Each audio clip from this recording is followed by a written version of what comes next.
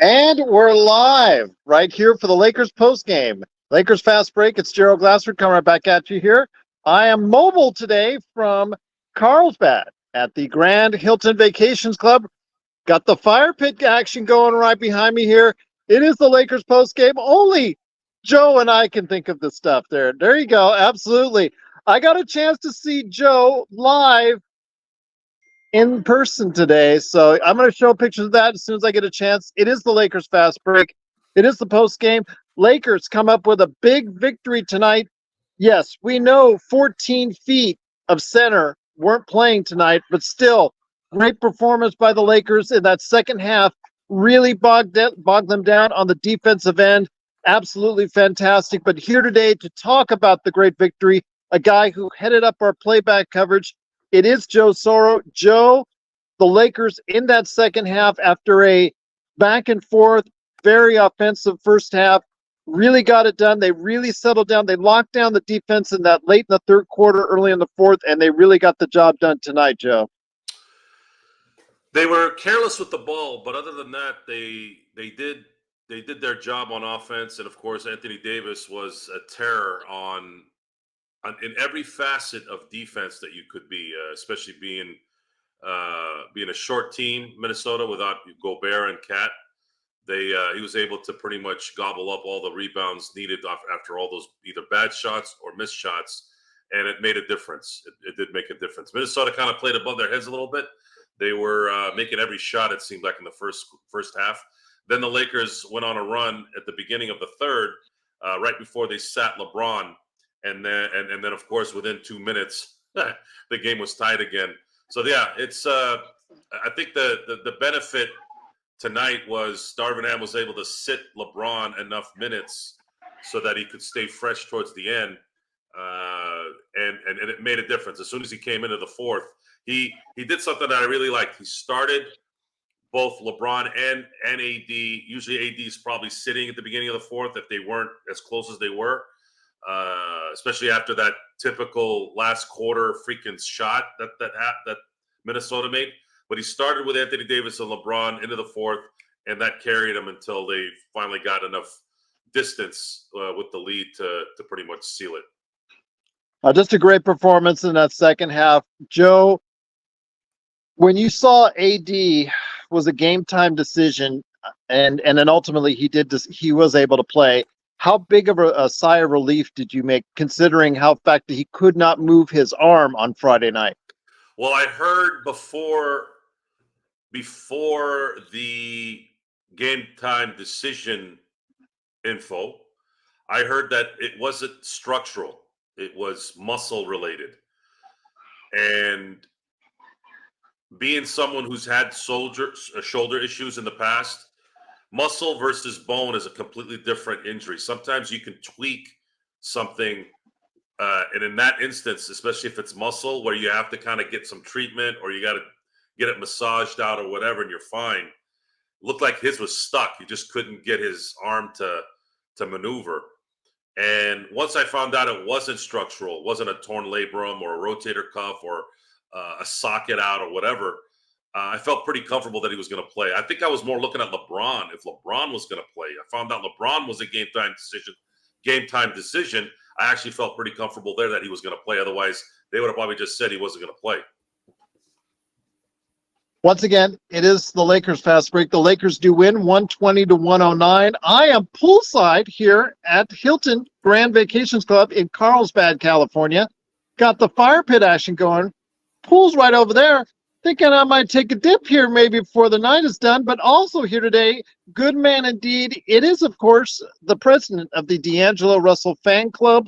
It is John Costa. John, great win tonight for the Lakers. Again, as I stressed to Joe, back and forth in the first half, 69-68. Not exactly the greatest defensive showing in the first half, but when it came down to it, in that third quarter and early in the fourth, they really started to lock down on defense. That was the difference in the game. Yes, I know they didn't have two of their 7-footers in there, but again, we have our injuries too. Can't feel bad for them. We're, right down in the bottom of the standings as far as the play-in and the playoff and all that. So we got every win matters for us. We're now finally 6 games above 500 for the first time all season. And my goodness, John, it feels good. It definitely feels good. It definitely feels good. And I don't feel bad at all because, I mean, you saw the graphic that went on during the game. We've had players like Gabe Vincent that's missed 61 games so far. Just ridiculous amount of injuries that's really bothered us this season. So I don't feel bad at all. You play whoever you play whoever you got. You play who's in front of you. And tonight we got it done. It feels good. Full transparency, I did not get to watch the game the same way I'd want to watch the game. I had to go pick up my baby girl from mom's house, but nonetheless, I was watching the game on my phone, saw us get this big dub, and what I saw, from me watching was we really went on a really big run that in my opinion, made the difference of the game is in that fourth quarter. In that fourth quarter, we started to run off. I think got a pretty comfortable lead, and then from there I just feel like we were able to close the game out. But honestly, unexpected win, to be honest, because if the way the season's been going, it's been win loss, and the last game was a win. So honestly, I thought this was a scheduled loss coming, and I'm also thought AD wasn't going to play, but glad to see AD. Glad he's not doing as bad as we all thought, and glad we got the win. Once again, it is the Lakers Fast Break. It is John Costa from Lakers Corner and Clutch Talk, and Joe Soro from LakersBall.com as Ox1947. Of course, Simblades with a Y.com. A guy I had lunch with today in Temecula. Yes, there is actual proof, and I will be showing it on Facebook for Lakers Fast Break. And I think I'll actually get a chance to post it right here at the YouTube channel as well. But Joe, to me, to you, what is more impressive? The 120 that the Lakers put out with the good, consistent offense, even in both halves, or the 109, especially in that second half where they put some lockdown defense, made sure Anthony Edwards didn't go off for 100 points tonight, and made sure they got the job done? You're on mute, Joe. You're on mute, Joe. Sorry, guys. What was impressive was the help defense they had on Edwards. I thought their ability to close off lanes, their ability to press Edwards, press guys in the corner. When we talk about smart coaching fundamentals, when you're fundamentally sound, you're not thinking you're not thinking, you're reacting. And what they were doing tonight was they were seeing certain angles that players were at, getting the ball in certain situations where they could take advantage of the double teams. Because we've been upset most of the year that they're double teaming for no reason. Like, why are you double teaming this guy who's not gonna shoot? Like, this guy doesn't have a mid-range game. He doesn't have any post games. Why are you doing that? I do. And tonight, they were able to do both. They were man-to-man when they needed to be. They were pressing when they needed to be. They were helping when they needed to be. And even when they extended too much, they were quick to reacting to the open guy and the guy that's getting the open shot. Minnesota doesn't have a big team once you take out Gobert and Cat. So the Lakers took advantage of that. Of course, AD did the most. I thought Jackson Hayes had another really good game. I think we're going to need to start watching Jackson. I think the Lakers are going to need to continue this with Jackson Hayes. I think the pick and roll with Jackson Hayes and him slashing to the basket is going to be a benefit for future games, especially against guys that are going to be of size, to keep them busy there instead of just making sure that they're not only paying attention to the offense because there's a deficiency with guys like Jackson Hayes. There's a lot of good stuff that I'm starting to see materialize. I don't know yet how that will translate against, let's say, Sacramento on Wednesday or against Denver, but it's a start. They won these last two games, and they needed to win these last two games. Right now, looking at their schedule, since this homestand started against Washington, they've won 4 out of the 6. So I never looked at Milwaukee and Minnesota as scheduled losses, although I know that I was worried about Milwaukee when I found out LeBron wasn't going to play, but I never had it in my mind that they were going to lose. Matter of fact, what I said was I wouldn't be surprised if they win this game because they have a knack of winning those games when you don't think they're going to win. So they did that against Milwaukee. Today, when I found out that both Gobert and Karl Anthony Towns weren't playing, I said they got to win this game, especially if LeBron and AD are playing. And they did, and they won, rightfully so in my book. This next game on Wednesday, I had scheduled as a loss even before all this happened. So as of right now, looking at what we had predicted in this 10-game run, you had 1, 2, 3, 4, 5, 6, 7, 8, 9, 10, 11. There's 11 games since that official homestand with the Sacramento trip, the little latest Sacramento trip. So you have 11 games there. 11 games. We had mentioned 10 because we took the Sacramento game up. But if the Lakers end up winning 7 out of 3, let's take the Sacramento game out. But if they win 7 out of 3 to finish that little homestand there, this likely is a win for the Lakers in terms of accomplishment. But Joe, that Sacramento game is very important because they lost the one last week. That makes it even more important to get a victory on the road in Sacramento. Yeah, it's going to be hard. It's going to be hard. They just haven't been playing well against these guys, and I would like to make up for that loss. I'm hoping their pride is going to be screaming at them so that they can make up for that loss at home. If that's the case, then sure, let's go. But I'm thinking let's see what they do with Golden State, Atlanta, Philly, and Indiana. I think those 4 games should be wins. And if they are to lose on Wednesday and win those 4 games, I'm looking at them going through that 6-game road trip a little bit more comfortable. That's how I'm looking at it. I'm being realistic. Okay.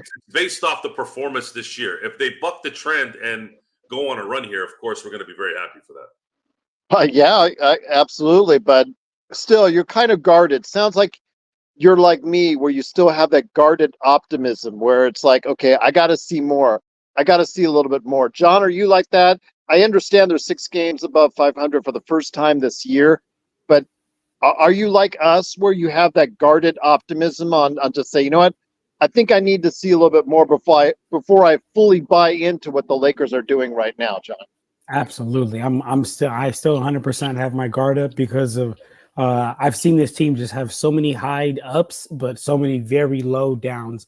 And it's just been a roller coaster ride of a season. And right now we may just be on a high, which is great and all. And I think it's a good time to catch that high, but I'm not all the way buy-in. I'm right there with you guys.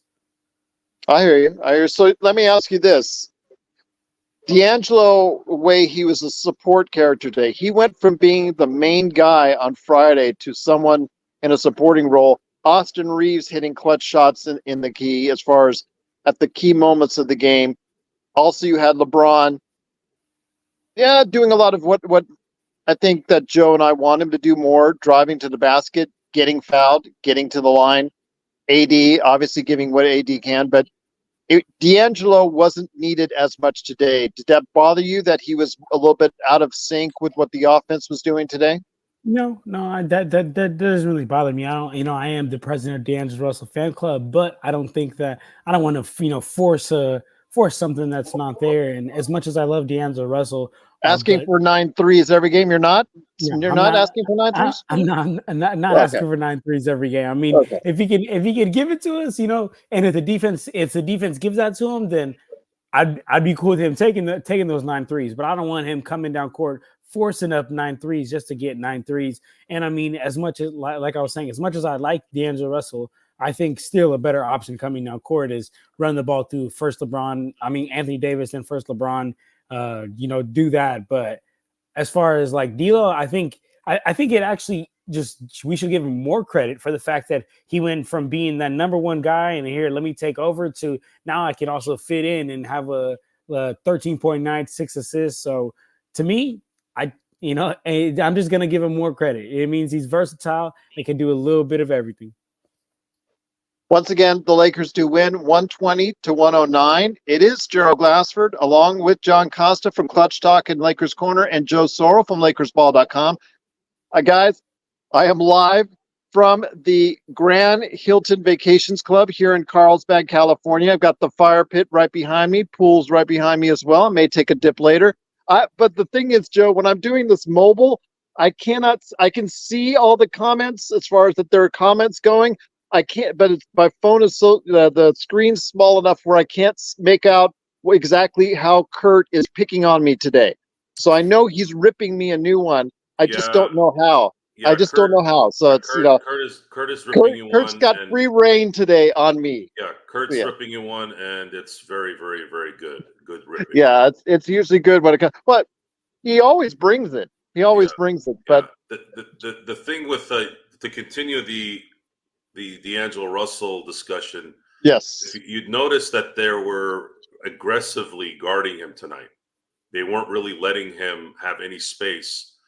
And he made a couple of bad shots because of it. I think he was trying to get in the rhythm. I think his confidence was so high that he thought, "Oh, I can make this with basically the guy was in his pocket." But that's not the case. That's not the case sometimes. That's the part where you have to be careful. You got to make the smart plays. Tonight, there was one really bad negative all game long was turnovers. They were notoriously weak and controlling the ball and just getting turnover after turnover after. This game should have been over in the second quarter in a lot of ways, but they just could not keep the ball from not being an issue. But D'Angelo did. He got looked on a little bit. Now here's what that did. So because they were aggressively on D'Lo, you found that LeBron was getting a little bit more room to the basket. Because I was standing there, Mike. Sometimes when you're into the game, you're not paying attention to the normal stuff. So I'm standing like, man, LeBron is really getting to the basket real easy. Like, just because I was fixated on the game. And then I go, oh. Because that's the part I've told you guys. I'm talking about the crowd. Sometimes if you can, pay attention to the game. Don't pay attention to the ball. It's very hard because you're invested in the ball going into the basket. But if you can, especially if they have like a 13-point lead type, it's a little easier when they have a lead. Pay attention to how the defense works within that offense that the Lakers are running. Tonight, the reason why LeBron was able to get to the basket is because they couldn't leave D'Angelo. They couldn't. And, of course, Austin was hitting his shots. Rui was hitting his shots. So guys, it's a very simple process when it comes to LeBron James. You want LeBron to get to the basket, make your damn shots. You make your shots, LeBron will take you home. And that is the greatest offense you can have. Why? Because you have a 6'8" freak of nature going to the basket. That's a high percentage shot. The only shot matter of fact, actually, I think that's a better shot than Shaq in his prime because you still got to get the ball to Shaq. Whereas LeBron has the ball and you always go with the guy that can control the ball. That's why it's very hard to call centers the greatest baseball players of all time. Similar to how you can't really call a pitcher the greatest baseball player of all time. They're regulated too much. They can't bat. Shaq, he's not going to dribble the ball. He needs to have the ball given to him.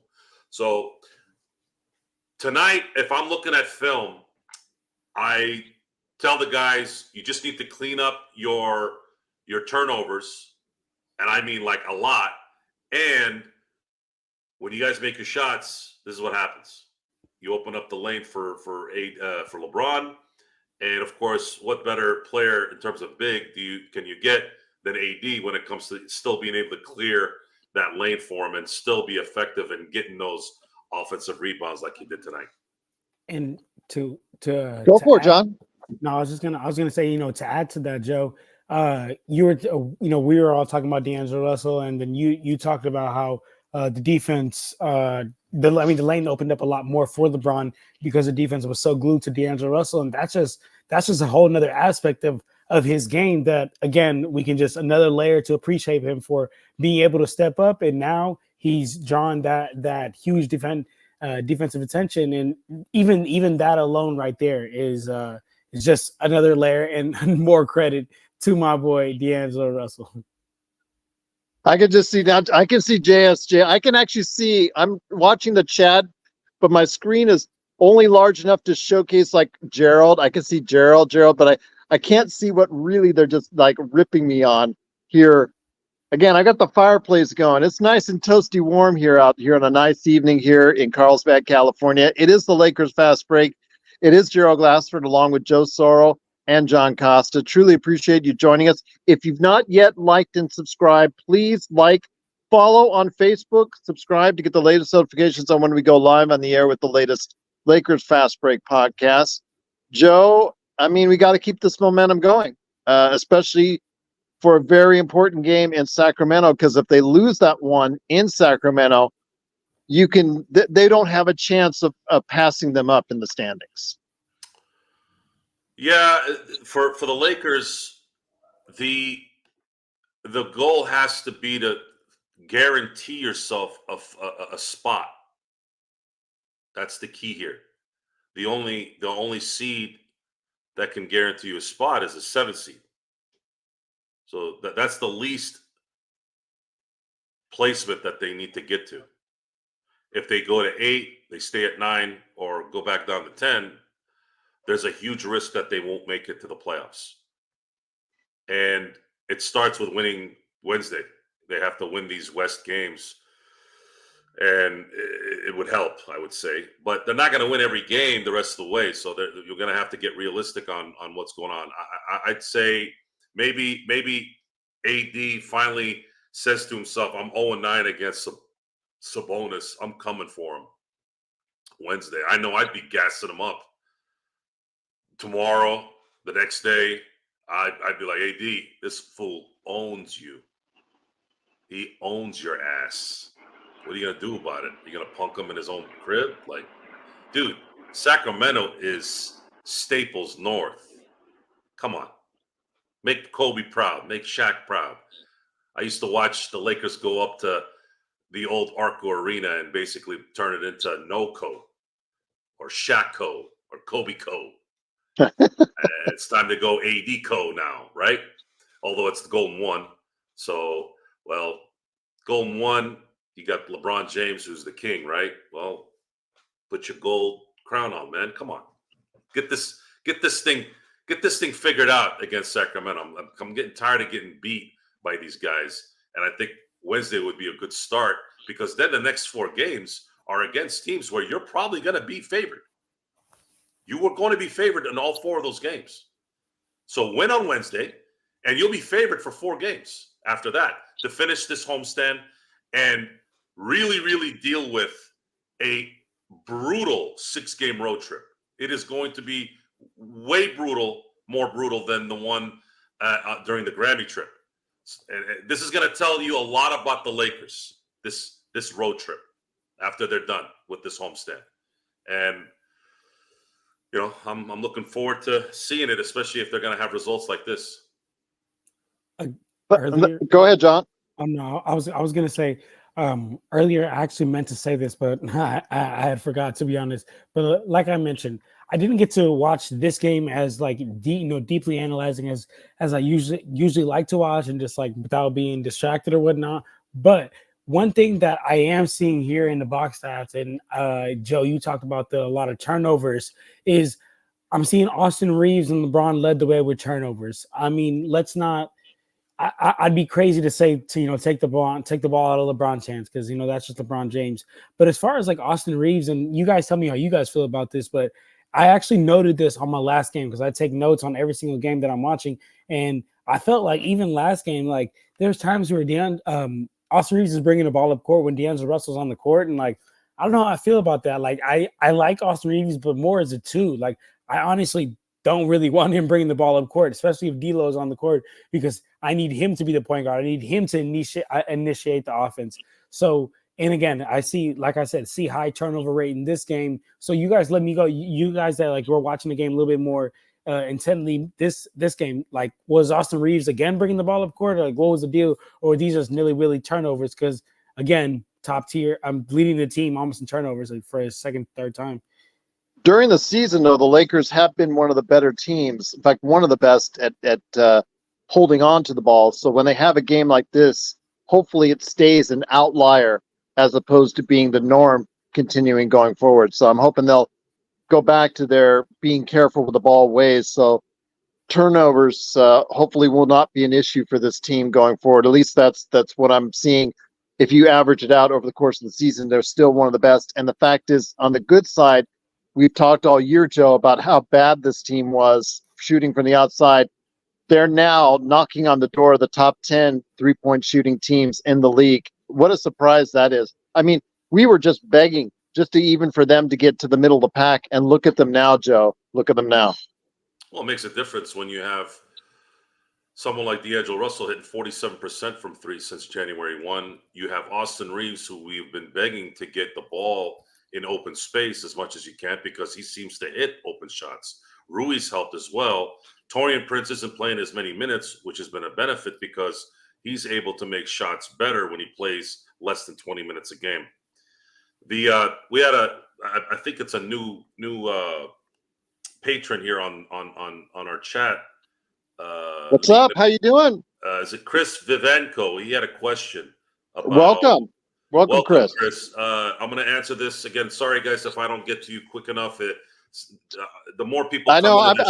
I'm sorry. I can't see the chat very well off my phone, so I apologize. I did see the hi, cool bro. What's going on, cool bro? Chris was wondering why we're leaving Nas Reed open. Well, with all due respect to Nas Reed was trying to make a Michael Porter Jr. impression tonight, and he almost did it. Yeah. And sometimes that's what you got to do because you have someone like Anthony Edwards, whom I seem to be the only one that's not as impressed with him as most of the league. I'm not saying he's not talented. I'm not saying he's not a freak of nature and can be a star. But there's something missing still with Anthony Edwards. And tonight, but their focus was on him. It was. And the Lakers did make it difficult. But that's the point. Point is, there's only so much you're going to convince me that this guy is the next big thing. Because when you're the next big thing, it doesn't matter if they put three guys on you. You still make it hell for those guys if you want to call him that guy. He's not that guy. I don't see it yet. And usually it's hard for me to see it later. But the Minnesota Timberwolves were playing a little above their heads on offense the first two quarters. They were making almost every shot. But the Lakers kept up with them, and that's all you can ask for. They kept up with them even with the turnover issues. Then once the third quarter started, they iced back down, and then the Lakers were able to go and get a 13-point lead until the Lakers did their proverbial, okay, we got this thought mindset. And then, of course, 3 minutes later, it's a tie game. This is status quo. This is why we kind of are apprehensive in getting any kind of momentum prediction or idea. This is why we're buying all in. We're not buying all in. You can't ever really buy in, especially with the fact that the Lakers don't really have a bench. And Spencer Dinwiddie tonight might have had the worst game he's had, which says a lot in his Laker tenure. He was terrible tonight. And Darvin Ham took him out at the right time. So again, kudos to Darvin Ham. I thought his rotations were pretty good tonight. I think the one that won the game for sure was letting LeBron and AD start the fourth when typically AD sits the fourth. I think if he hadn't done that, I don't know if they would have been able to kind of extend to this because AD was those offensive rebounds were absolutely devastating to Minnesota. If he's not getting those rebounds, Minnesota could have gone on a run, especially if you did have to deal with Anthony Edwards having some confidence and not being able to guard him with a couple guys. He could have been a problem. He could have been a major problem in that beginning of the fourth quarter. So again, this basketball game, especially when it comes to professional NBA basketball, one little decision can make a difference. Just like in the NFL, one little decision can win you a Super Bowl or lose you a Super Bowl. It's that close. So it's important to have good coaches It's important to not make mistakes, and it's important to do the fundamentals. Not everyone's going to make shots. Not everyone's going to be able to guard certain players. But if you can do those three, you are going to set yourself up for a lot more wins than losses.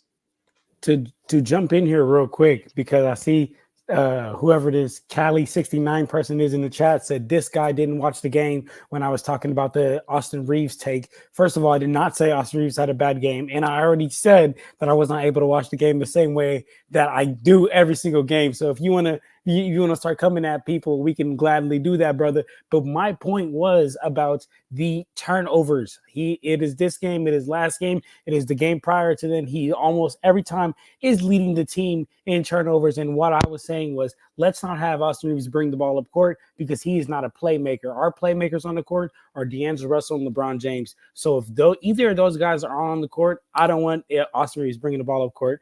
That was my only point. Ball handling's been an issue for him, especially in traffic, for quite some time. Ever since he's been in the league, I've made note of it. But he seems at times to be able to look like he's handling it like his ISO balls when he ISOs. And you say to yourself, okay, he's really improving there. But then again, you see the turnovers. So like you said, he's really good as a spot-up shooter. And obviously he has that when he does the ISO ball routine, he absolutely has great success with it.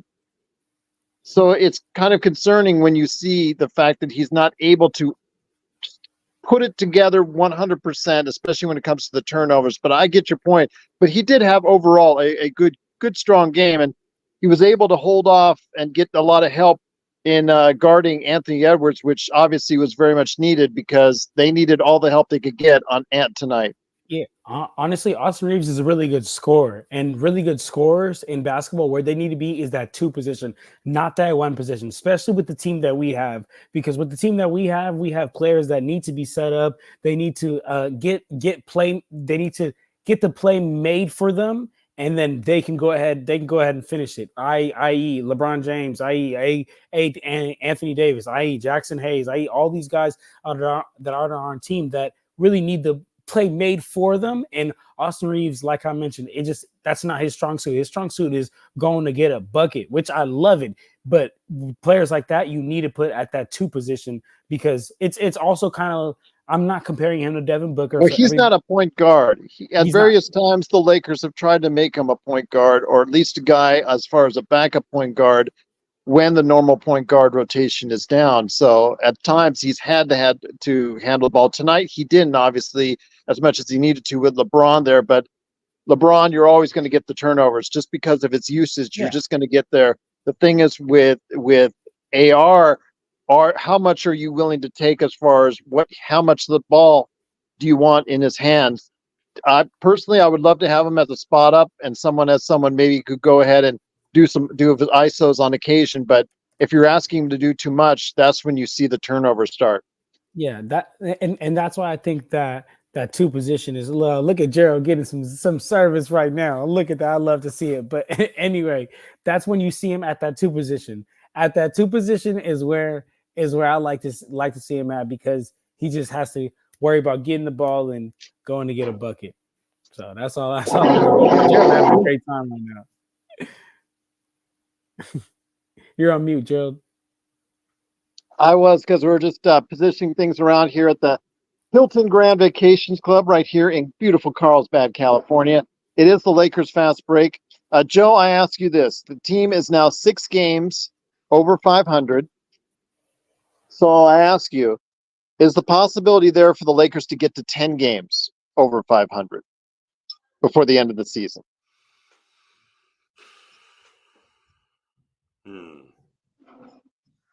That's a good question.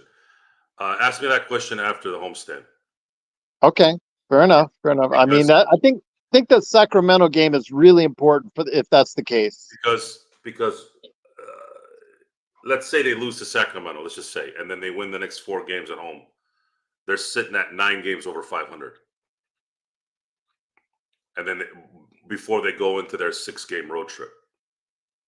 If they do that, then they can come back from the road trip 3-3 and still be at 9. And then they can finish off the year probably winning 1 more game than they lose and finishing 10 games over 500. which would mean they would probably be looking at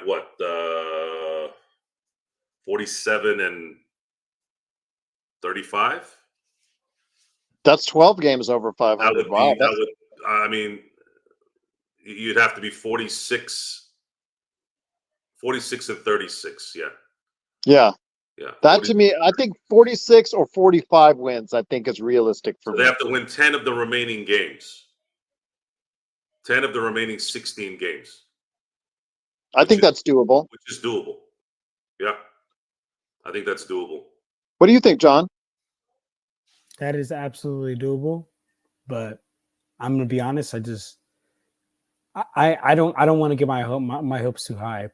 Partially because, like I mentioned, and I've said this so many times, I think it's so upsetting the fact that my expectation just has came drastically down. That like throughout the season has gone. Like I said, I was drinking the Kool-Aid before the season started. I was like, oh man, we have championship potential. We really might do this. And then as the season dragged on, I was like, all right, let's just finish as a top 6 seed. I think we could do that. I think we got that. And then now I'm like, let's just please try to somehow stay in this plane. So it's doable, but I'm not gonna wish on the stars. Okay, no worries. The only reason I'm asking because it's something that I think that the Lakers, if they want to go ahead and climb up the standings even more, John, they have to be at around 10 games above 500.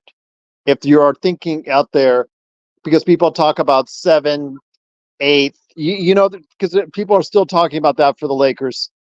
They have to be in that range in order to get. They have to have that record, John, in order to get at that level.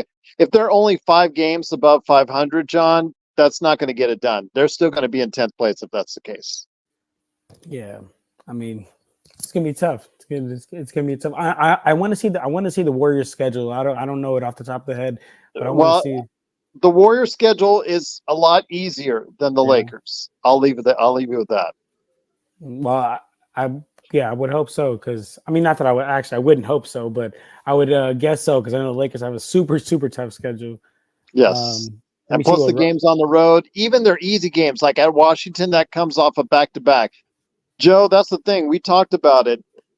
They're still, when they go on the road, there's still 2, not 1, but 2 back-to-backs they'll be doing. Wasn't it Toronto, Washington, one of them? I think that, again, normally that looks like 2 easy wins, but it's back-to-back, which makes it all that more tougher.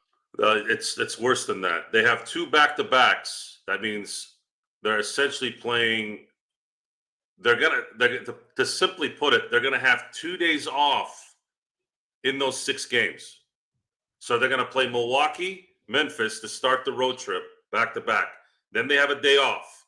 Then they play Indiana. Then they have a day off and play Brooklyn. Then they have 3 days off. My mistake.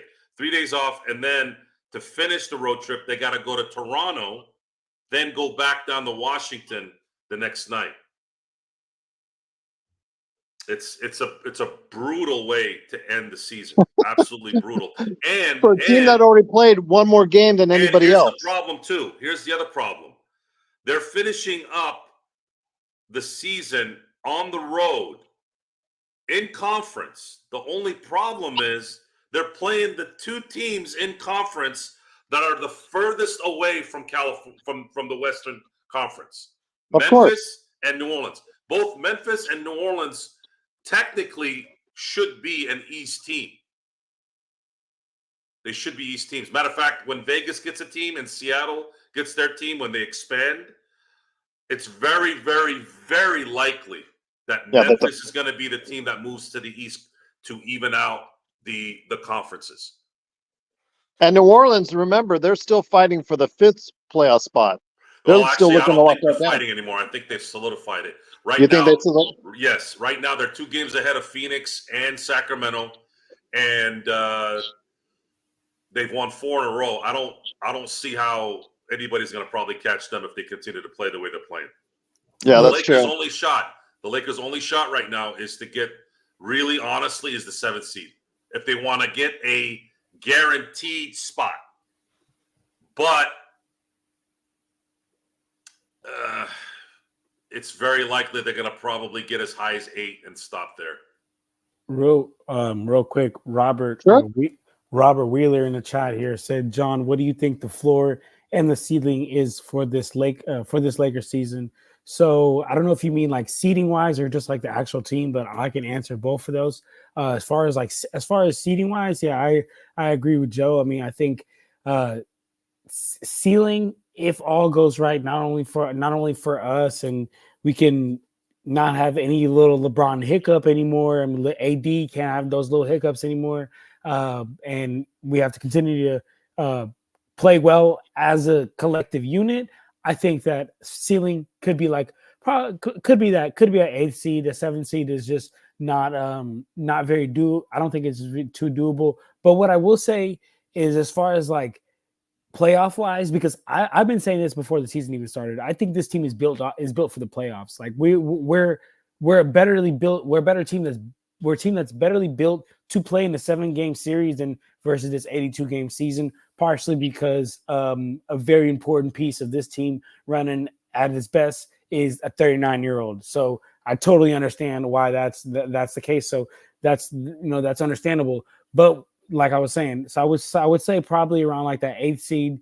But as I mentioned, playoffs, and I remember I told this to Joe, and I remember Joe said that not a lot of teams are afraid of us, and I agree. I don't think people are like shivering their pants, scared of us, but I don't think anybody wants to run up against.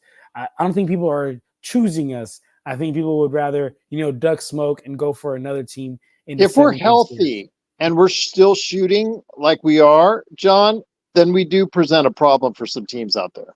Absolutely, absolutely, and I mean, let's remember, guys, that at the end of the day, like when you have this 7-game series, you get the chance to hone in and lock in on one team, and we've seen LeBron James in the past, like he is able to hone in and lock in on a whole nother level on opposing teams, and also in that 7-game series, instead of it being 82-game season, we're not trying to preserve LeBron for the entire season. So what it's going to be a lot more LeBron James and Anthony Davis pick and rolls. And that right there is, I still think to this day, just one of the most dominant plays that there still is out there, and just some unstoppable plays, especially if you are able to fill the No correct problem. shooters around LeBron and Anthony Davis. So I'll say that. And then as far as floor, seeding wise, we won't get no worse than the 10th seed.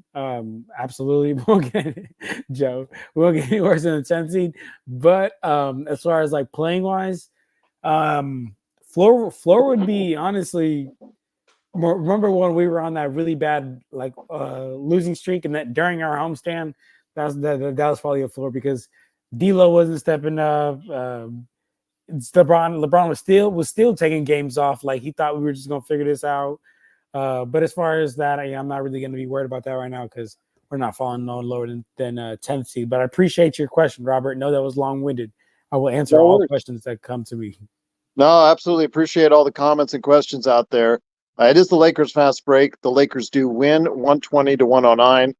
Joe, doesn't get any easier, my friend, because going to Sacramento and then you still got tough games behind it before you go out on the road. You said you've got that little easy stretch with some teams at home, but mixed in is some really tough schedule. The Lakers have to stay focused. The thing also as well is LeBron has to stay healthy, but we talked about it Friday. The ball seemed to move really well without LeBron and AD in the lineup, but yet you see them come back today and get the victory with LeBron and AD. Your thoughts, my friend? LeBron, how many games do you think he needs to play over the course of the last 16 games? At least 13. Okay. If you're gonna sit him on the Washington game, sit him in the let's say if they're on the road, you could maybe sit him for the Brooklyn game. If you want to give him 3 days off, something like that would be the after the Indiana game, be 30th, 31, 1, and then play Toronto in a back-to-back. I'd say that would be something that it would depend on how they start off that those first 3 games on the road. He's definitely going to play the Milwaukee one. I think Memphis is likely the game he'll probably sit, or AD will sit one of them. I'd keep one of them. My advice on that is keep one at least, no matter what, and play it by ear at that point. Okay. Play it by ear. It's it's difficult. It's a difficult thing to gauge because AD is playing very well against non-elite big men. When he's played the elite big men, that's when he struggles. That's Would why you sit? Would you sit down AD, John? Would you sit down AD? Because For sit down, didn't sit down Anthony Davis for anything, honestly. At this okay, point, because he is starting to get banged up after you saw the injury with the shoulder coming back from it. we sit down Anthony Davis, this team's going to fall dramatically. Okay. I think he's a. You concur with that, Joe? yeah, there's no way none of them can sit. So you're asking what the ceiling is. The ceiling will depend on if Vanderbilt and Gabe Vincent can be viable role players. Viable as in Vanderbilt plays elite defense. I should say elite. Very good defense like he was before he got injured and hits a couple of shots here and there. You got that. And if Gabe Vincent can play average defense and can hit a couple of shots, now we're not so heavy on the starters. Now we're not holding our breath when Spencer Dinwiddie comes in or Taurean Prince, even though Taurean Prince hasn't really been a problem.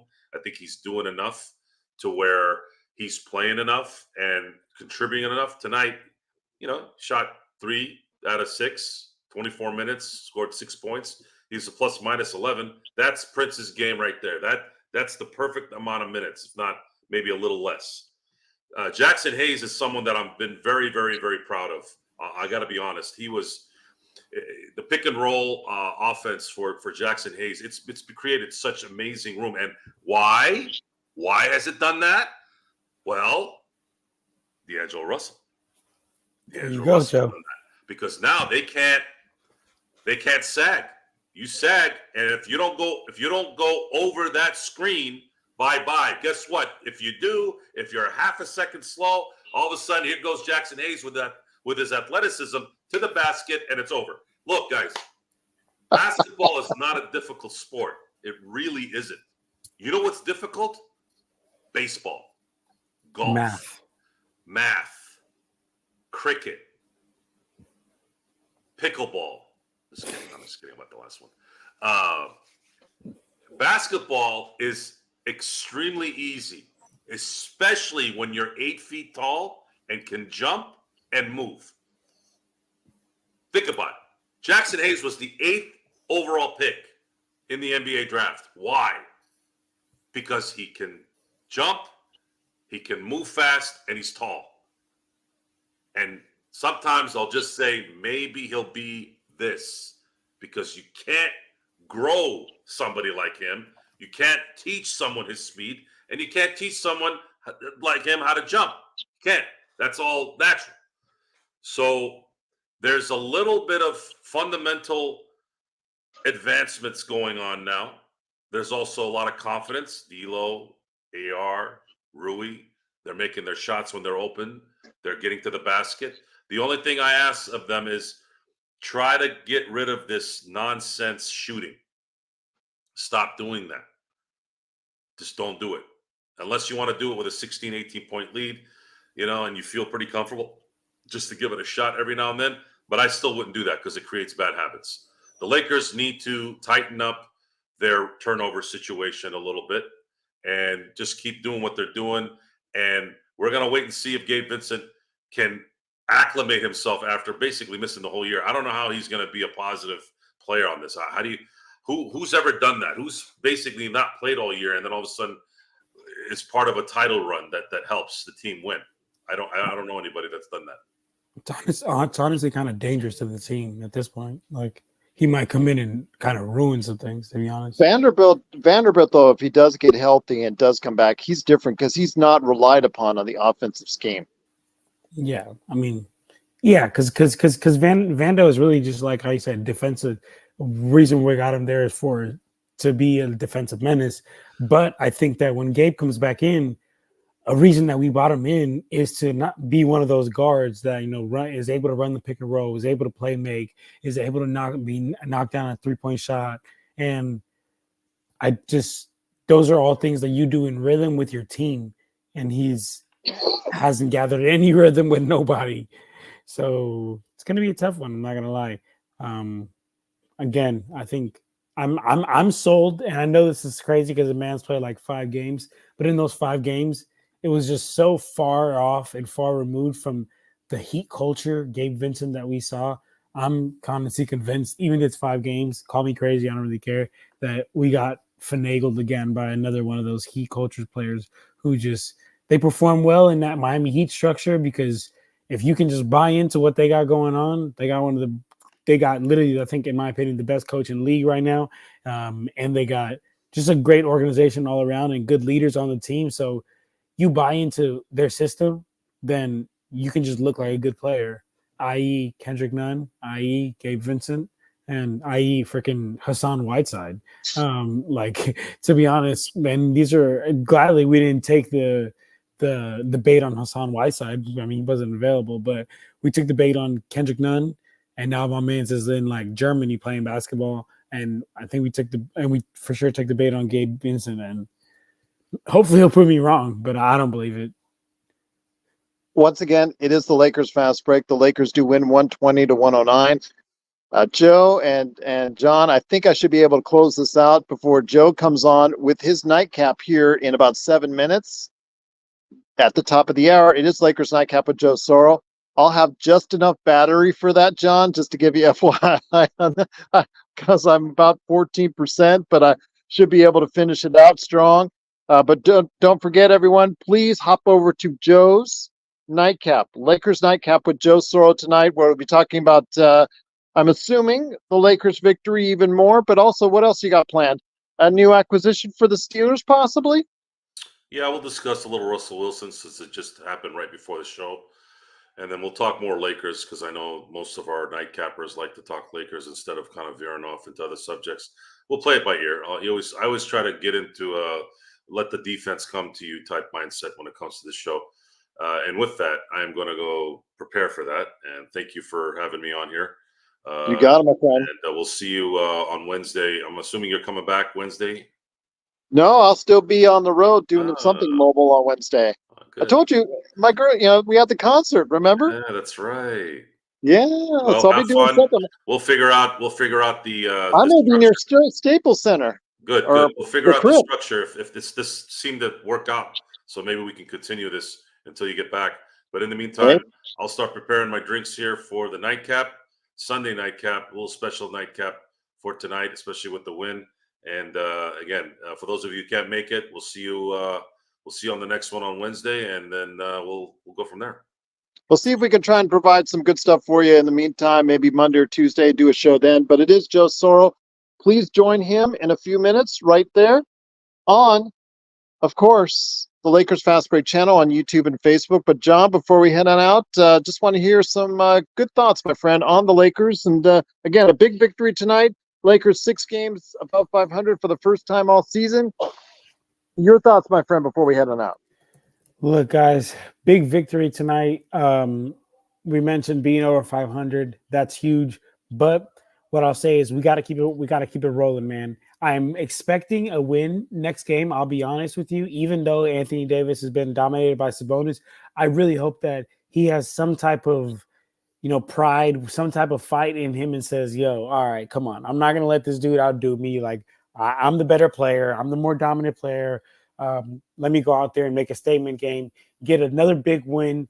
That'll put us in a nice little win streak because I really was expecting, like, honestly, Gerald, I know it sounds crazy, but I was expecting an L today. So I was expecting L today. So if we got the win today, we'll get the win against the Kings. Keep it rolling. I think out of all these teams, like, the Hawks and the Warriors are going to be easy games. So hopefully we can get those two as well. And then honestly, just keep it pushing. That was real optimistic of me, but if we can do it, I'm very happy. We just got to play hard. And honestly, I appreciate everybody being on here. And thank you once again, Gerald, for giving me the chance to come on here. And hopefully our Lakers team can get a big win here.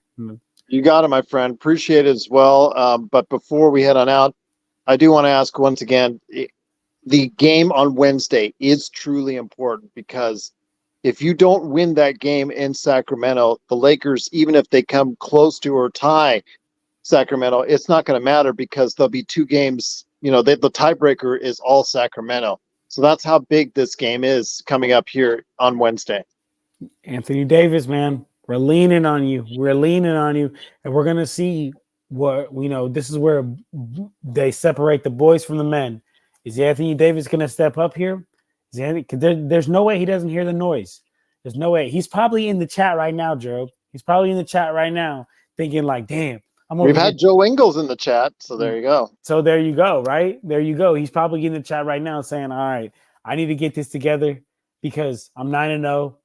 My boys here at the Lakers fast break are getting on me. So come on, Anthony Davis. We're leaning on you, man. All of LA. So what have you got planned this week, my friend, as far as for your channels, Lakers Corner and Clutch Talk?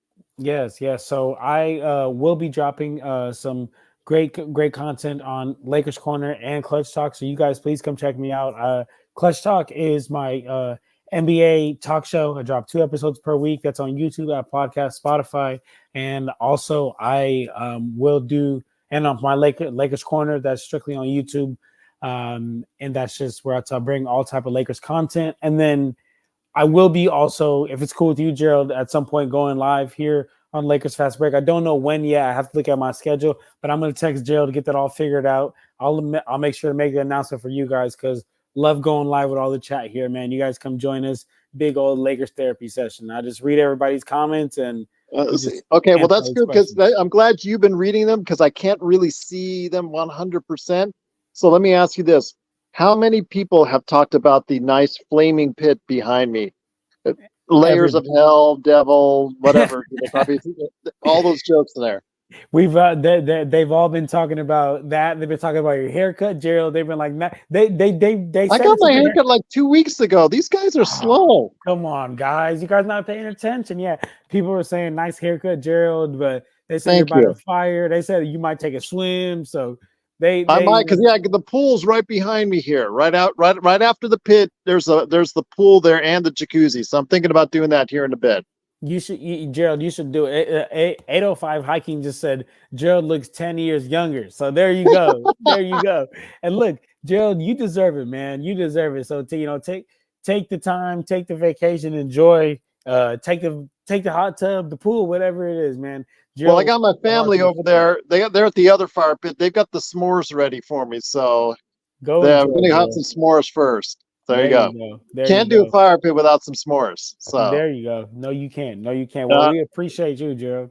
No, I appreciate you, my friend. Give me the backup in case my phone went down. So I appreciate it, my friend. It is John Costa. Please go ahead and check out his great stuff that he is doing each and every day right there for you at Lakers Corner, Clutch Talk. Plus also Empire Jeff TV. He was in the chat. Please give him a shout out. Also as well, Lakers in 5. John McCallion channel, and of course our good friends, Lakerholics.com. Laker Tom, he was here on the weekend with Jamie Sweet. They commandeered the channel on Saturday. You know he's got to be happy. Now, he sent me a little email on LeBron's time and some things of that nature as far as just little things, little hints that he's asking me to get more on board with what the Lakers are doing. And I'm like, this is the Lakers. They've been like up and down all season. I don't know, but it's getting better for me. It's getting better, John. It's getting more realistic that the Lakers are good. Yes. I mean, we just gotta. And I'm not fully bought in yet, but you know what? Maybe they'll make me a believer if we can get this Kings game, this Warriors and Hawks game. Let's see. We'll see, but it is the Lakers Fast Break. Thanks so much for joining us. Joe is on right now. Please hop over to Joe because if you're going to have a nightcap, have it with Joe right now on the Lakers Fast Break podcast. Thanks everyone for joining us, and we'll see you next time. Go ahead and check out Joe on his nightcap right now. Thanks so much again for joining us right here at the Lakers Fast Break.